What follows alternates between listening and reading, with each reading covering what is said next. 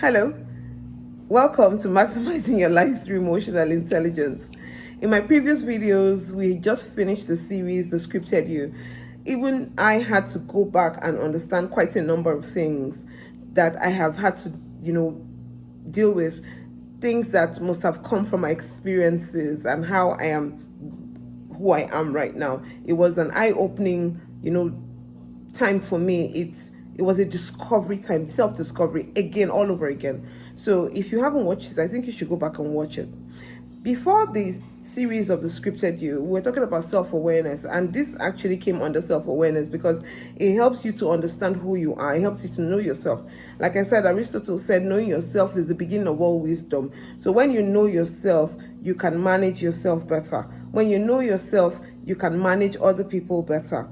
In this video, we'll be talking about regulation, self-regulation, which is another component of emotional intelligence. So we have started another series on components of emotional intelligence.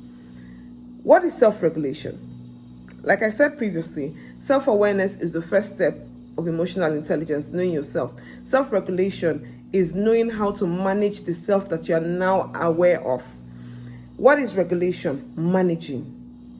Many times we act on impulse, and this is particularly good for drug use victims. Like I always say, this is my field. Drug use victims there are people that I'm so passionate about, and that's what I do. I'm a drug use counselor, and so it helps me to know how to help them better to reintegrate into society.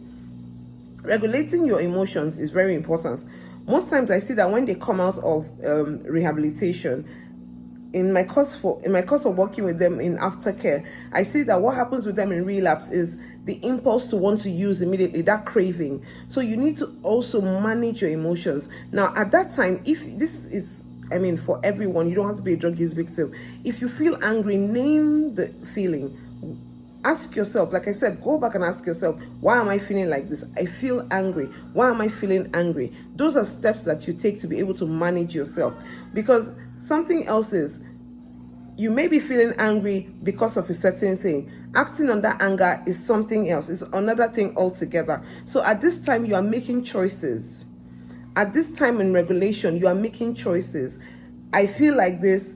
What should you do about what you're feeling? How do you go about doing what you think you should do about how you're feeling? Those are very important. So in my next video, we will talk more about self-regulation. Thank you, and see you then.